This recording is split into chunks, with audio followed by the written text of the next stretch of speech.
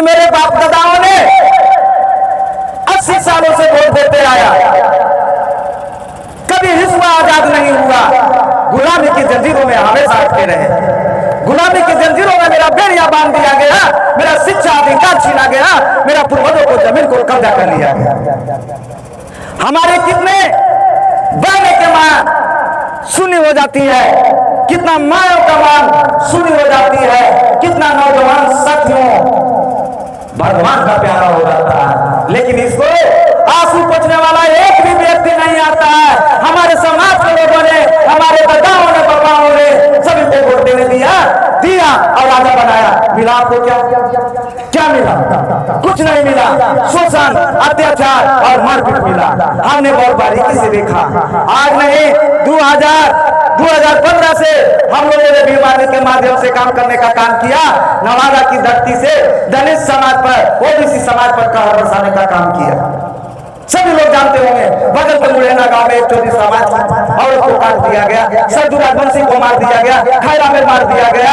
आज जो है, आज आपके बीच में जो है हम बैठे हुए हैं, एक जो है छोटे राजवंशी जो पंडपा दरियापुर की है, उनकी बेटी घास लाने के लिए गई थी, उनको दरिंदों लोगों ने उठाया, उन्हें बलात्कार किया और मार दिया गया। हम कहाँ जा रहे हैं? हम किस लिए सो रहे हैं? हमें जागना होगा और जगाना होगा। हमारी आबादी 85% है और इसकी आबादी 15% है। वो राजा बना हुआ है और हम कंगाल बने हुए हैं।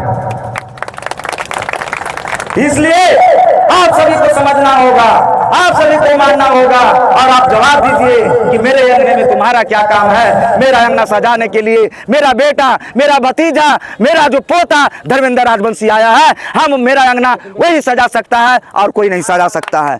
मेरे दोस्तों, नौजवान साथियों, आप लोगों से बहुत उम्मीद है। लोग अगर कहते हैं कि हमारा वोट है और हम जीत रहे हैं, अभी फेसबुक के माध्यम से आप सभी लोगों ने देखा कि लिख रहा है कि लंका में रावण और हिसुआ में बाभन, जीत रहे चाहे पट रहे, 80 सालों से राज उसने किया।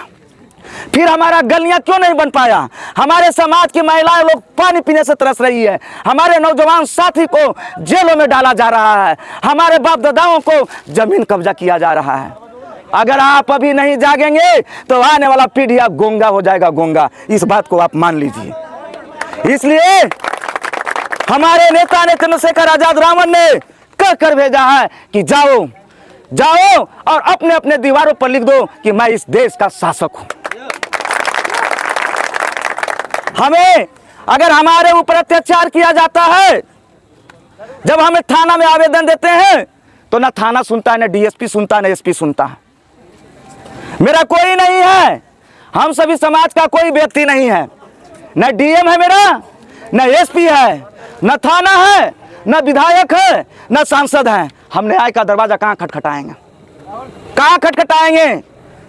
अगर आप अभी जागे नहीं तो आने वाला पीढ़ियां इतना गोंगा होगा, इतना गोंगा होगा कि लोग लोटा की तरह एने से मारेगा, एने से चला जाएगा।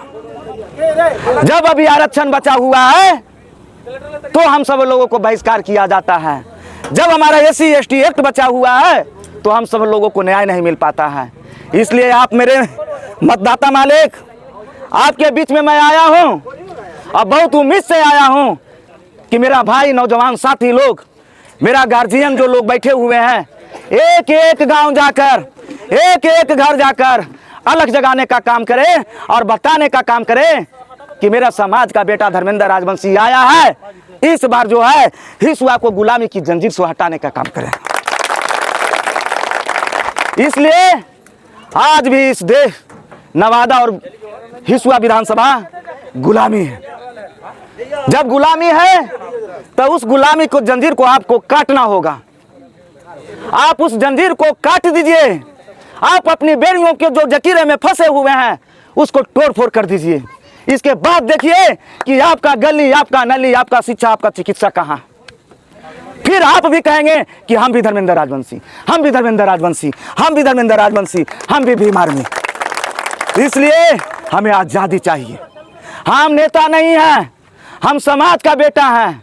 चुनाव आएगा, चुनाव चला जाएगा, लेकिन मेरा समाज यही है, मेरा समाज यही है। समाज अगर कुर्बानी मांगता है तो कुर्बानी देने के लिए तैयार है।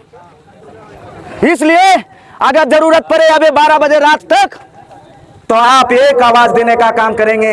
आपका बेटा, आपका भतीजा, आपका भाई अगर आपके बीच में नहीं आवे तो आप कह सकते हैं, लेकिन आपने कभी सवाल किया?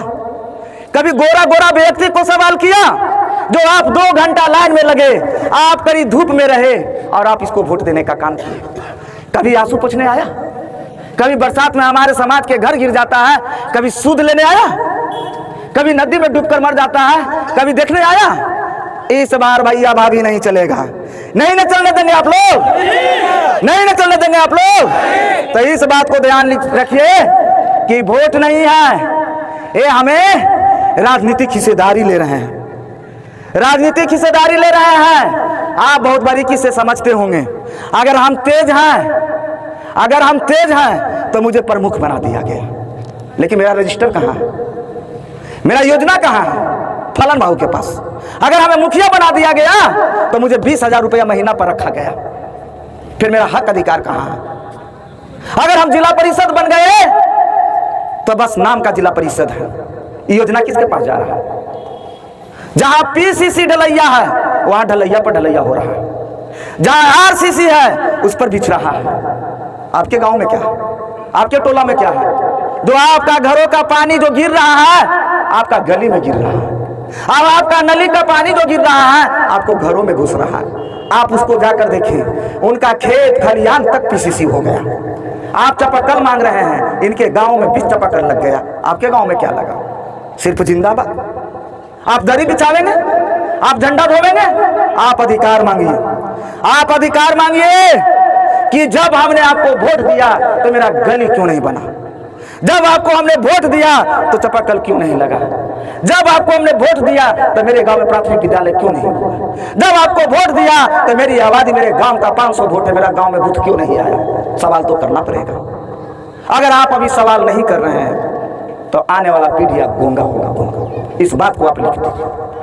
लेकिन महापुरुषों ने कहा कि 21वीं सदी हमारी है, पहला पीढ़ी मारा जाएगा, दूसरा पीढ़ी जेल जाएगा और तीसरा पीढ़ी राज करेगा। इसलिए आपका बेटा जो धर्मेंद्र राजवंशी है, यहाँ आपका बेटा सभी लोग भाई बैठे हुए हैं, वो तीसरा पीढ़ी क्यों है?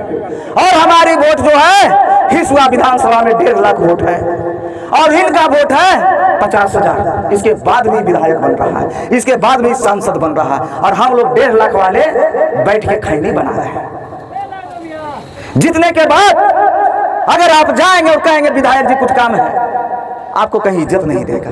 लेकिन चुनाव है तो आपको एक स्कॉर्पियो दे देगा, उजला तौलिया वाला 10 गांव घुमा देगा। इसलिए ये सब आदत को छोड़ना पड़ेगा। आप अपने अपने गांवों में जो बस भर कर दूसरे की रैली में जाते हैं, बेशक धर्मेंद्र को आप समर्थन न करें, बेशक धर्मेंद्र को वोट न दे, मैं आपसे इस बात के लिए वोट नहीं मांगता हूं, लेकिन एक बात भीख मांगता हूं कि समाज की महिलाएं और बुजुर्ग जो दूसरे के बस में जाने का काम करता है, उसे आप रोक लगा दीजिए, उसे आप रोक लगा दीजिए, तब हमारा इज्जत बचेगा। क्योंकि आप जब बस से जाते होंगे किसी के रैली में, मैदान में, तो ग्राउंड में देखते होंगे लोग काले काले लोग रहते हैं, गोरा गोरा को देखते हैं, मंच पर से गोरा गोरा ऐसे करता है, और हमारी माँ बहनें लोग मैदान में बैठती हैं, इसलिए उसकी माँ बहन का इज्जत और हमारी माँ बहन का इज्जत नहीं है। बहुत इमोशनल बात आपके बीच में बता रहा हूँ। पहले जो है आपकी माँ अगर रैली में जाती हैं तो उसे कदापि न जाने दें, आपकी पत्नी अगर रैली में जाती हैं तो कदापि न जाए। और दूसरी बात, बाबा साहब डॉक्टर अम्बेडकर ने एक वोट जो है बहुत कठिन परिश्रम करके हमें वोट देने का काम किया, हमें वोट देने का काम किया और बताया कि जो मैं एक वोट दे रहा हूं, अधिकार दे रहा हूं, अधिकार दे रहा हूं, वो आपको एक राजा बनाने के लिए दे रहा हूं, दारू और मुर्गा पर बिकने के लिए नहीं दे रहा हूं।